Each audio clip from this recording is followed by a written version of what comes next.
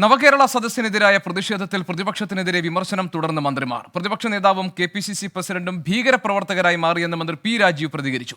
കേരളം കുറച്ചുകൂടി പക്വതയുള്ള പ്രതിപക്ഷത്തെ അർഹിക്കുന്നുവെന്നും മന്ത്രി പി രാജീവ് 24നോട് പറഞ്ഞു. ഒരു ഭീകരവാദ പ്രവർത്തകരായി മാറിയിരിക്കുന്നു കെ.പി.സി.സി പ്രസിഡന്റും പ്രതിപക്ഷ നേതാവും. പ്രതിപക്ഷ നേതാവ് പറഞ്ഞ് കടലാസ് പോലും ചുരുട്ടേറിയത് നേരത്തെ പറഞ്ഞത് മാറ്റി പറയാനാണ് ഞാൻ വന്നിരിക്കുന്നത്. മാറ്റി എന്താ അദ്ദേഹം കൊടുത്തത്? ഇരുമ്പ് പൊടി, മുളക് പൊടി, ഇരുമ്പ് ഗോലികൾ. അപ്പൊ എവിടേക്കാണ് ഇവര് കേരളത്തെ കൊണ്ടുപോകാൻ ഉദ്ദേശിക്കുന്നത്?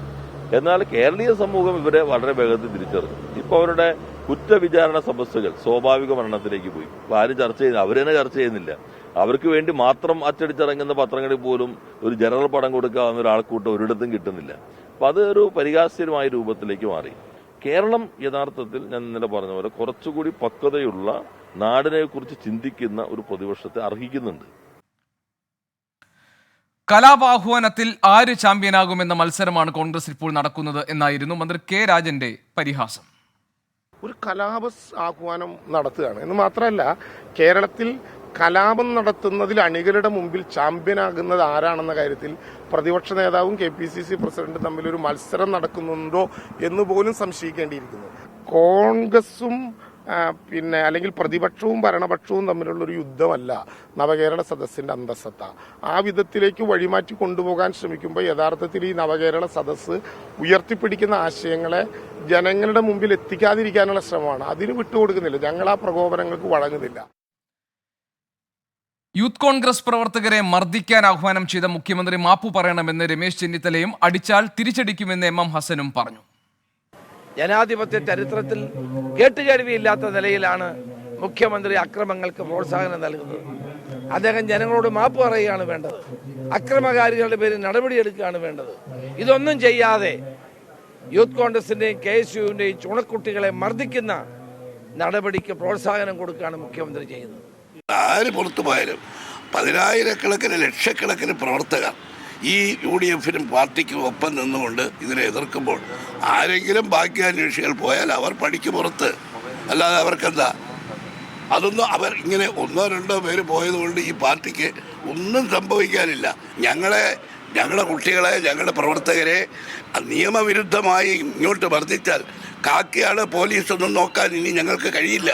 ക്ഷമയുടെ നെല്ലിപ്പലക ചവിട്ടിയതാ. ഇങ്ങോട്ടടിച്ചാൽ അങ്ങോട്ട് അടിക്കും എന്ന് ചോരത്തിളപ്പുള്ള ചെറുപ്പക്കാർ പറഞ്ഞാൽ അത് പറഞ്ഞത് തന്നെ.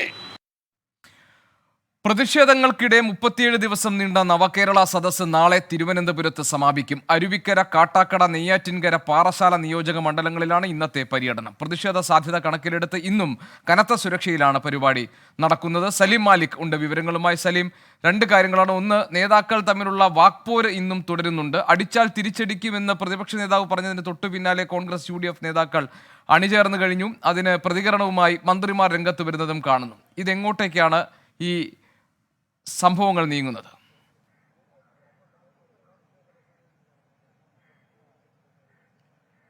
ഗോപി, ആദ്യ ദിവസം മുതൽ ഈ നവകേരള സദസ്സ് ആരംഭിച്ച ആദ്യ ദിവസം മുതൽ തന്നെ അതിനെ വിമർശിച്ചുകൊണ്ട് പ്രതിപക്ഷവും ഒപ്പം തന്നെ അതിന്റെ ഗുണഫലങ്ങളെക്കുറിച്ച് വാദോരാതെ വാചാലരായി മന്ത്രിമാരും ഒക്കെ പ്രതികരിച്ച് നമ്മൾ കണ്ടതാണ്. പക്ഷെ അത് അതിന്റെ അവസാന ദിവസത്തിലേക്ക് അടുക്കുമ്പോൾ അത് ഒരു സാധാരണഗതിയിലുള്ള ഒരു രാഷ്ട്രീയ വാക്പോര് എന്നതിനപ്പുറത്തേക്ക് കളം മാറിക്കഴിഞ്ഞു. അതിന് നേതാക്കന്മാർ ഉൾപ്പെടെയുള്ളവർ ആ നിലയിലേക്കുള്ള ഒരു പ്രതികരണത്തിലേക്ക് കടക്കുന്നു എന്നുള്ളതാണ് ഏറ്റവും പ്രധാനപ്പെട്ട കാര്യം. അതിൽ ദിവസങ്ങൾക്ക് മുൻപ് തന്നെ അത് കൊല്ലം ജില്ലയിൽ പ്രവേശിച്ചപ്പോൾ തന്നെ അതിന്റെ ഒരു പാറ്റേൺ മാറിയിരുന്നു. തിരുവനന്തപുരം ജില്ലയിൽ പ്രവേശിക്കുകയും യൂത്ത് കോൺഗ്രസിനെ മാർച്ച് സംഘടിപ്പിക്കുകയും ചെയ്ത് അതിൽ പ്രതിപക്ഷ നേതാവാണ് ഈ വാക്പോരിനെ മറ്റൊരു തലത്തിലേക്ക് ആദ്യഘട്ടത്തിൽ കൊണ്ടുപോയത്.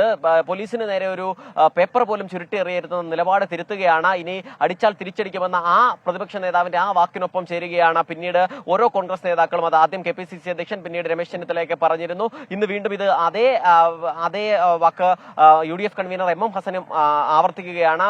ഇനി അടിച്ചാൽ നോക്കി നിൽക്കില്ല, പകരം തിരിച്ചടിക്കും. അപ്പോൾ തങ്ങളുടെ പ്രവർത്തകർക്ക് അത് പോലീസാണോ കാക്കിയാണോ എന്നൊന്നും നോക്കി നിൽക്കാൻ കഴിയില്ല എന്നുള്ളതായിരുന്നു M ഹസന്റെ ഒരു പ്രതികരണം. അതുപോലെ തന്നെ രമേശ് ചെന്നിത്തലയും ആ നിലയിൽ തന്നെ പ്രതികരിച്ചു കഴിഞ്ഞു. മാത്രമല്ല, ഇന്നലത്തെ KSU അക്രമത്തിന്റെ കൂടി പശ്ചാത്തലത്തിൽ എല്ലാം 23-ന് കാണാമെന്നൊരു വെല്ലുവിളിയായിരുന്നു KPCC അധ്യക്ഷൻ നടത്തിയത്. 23-ന്, അതായത് നാളെ UDFന്റെ കോൺഗ്രസിന്റെ KPCCയുടെ ആഹ്വാനത്തിൽ നടത്തുന്ന DGP ഓഫീസ് മാർച്ചുണ്ട്. ആ നിലയിലേക്ക് കാര്യങ്ങൾ മാറുന്നുണ്ട്. പക്ഷേ ഇതിനെയൊക്കെ തള്ളി, എന്നാൽ പ്രധാനമായും മറ്റ് കോൺഗ്രസ് നേതാക്കളെ ആക്രമിക്കാതെ പ്രതിപക്ഷ നേതാവിന്റെ ലക്ഷ്യം വെച്ചാണ് കഴിഞ്ഞ 2-3 ദിവസമായുള്ള മന്ത്രിമാരുടെ പ്രതികരണം. ഇന്നും ആ നിലയിൽ തന്നെയായിരുന്നു പ്രതികരണം. പ്രതികരണം ഉണ്ടായിരുന്നത്. ആദ്യ ദിവസങ്ങളിൽ കോൺഗ്രസിനെയും UDF-നെയും ഒക്കെ കടന്നാക്രമിച്ചായിരുന്നു ഈ മന്ത്രിമാരുടെ പ്രതികരണമെങ്കിൽ കഴിഞ്ഞ ദിവസങ്ങളിലെ മന്ത്രിമാരുടെ പ്രതികരണം ശ്രദ്ധിച്ചാൽ അറിയാം, എല്ലാവരും ഒറ്റ പോയിന്റിലേക്ക് ചുരുക്കി. ഇതിന്റെ കാരണം മുഴുവൻ പ്രതിപക്ഷ നേതാവാണ്. പ്രതിപക്ഷ നേതാവ് നാട്ടിൽ കലാപത്തിന് ആഹ്വാനം ചെയ്യുന്നു എന്ന നിലയിലേക്കുള്ള മന്ത്രിമാരുടെ പ്രതികരണം വന്നു. ഇന്നും സമാനമായ നിലയിലേക്ക് കാര്യങ്ങൾ പറയുന്നു.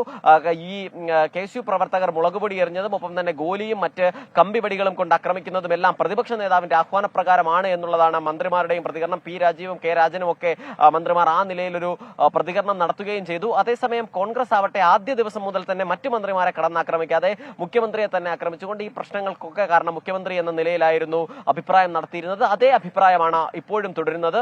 എന്തായാലും ഈ നവകേരള സദസ്സ് നാളെ സമാപിക്കാനിരിക്കെ ഇന്ന് ഇപ്പോൾ ഞാൻ നിൽക്കുന്നത് കാളിദാസ കൺവെൻഷൻ സെന്ററിന്റെ മുൻപിലാണ്. ഇവിടെ തൂങ്ങാമ്പാറയിലുള്ള ഈ കൺവെൻഷൻ സെന്ററിലെ പ്രഭാത യോഗത്തിന് ശേഷം ഇന്നത്തെ ആദ്യത്തെ സദസ്സ് ആര്യനാട് നടക്കും. അതിന് പിന്നാലെ ശരി സലീം, ഏതായാലും കനത്ത സുരക്ഷയിലാണ് നവകേരള സദസ്സ് നടക്കുന്നത്. അതോടൊപ്പം തന്നെ നേതാക്കളുടെ പ്രതികരണങ്ങൾ രൂക്ഷമായി വരികയും ചെയ്യുന്നുണ്ട്. അതിന്റെ വിശദാംശങ്ങളാണ് സലീം മാലിക് നൽകിയത്.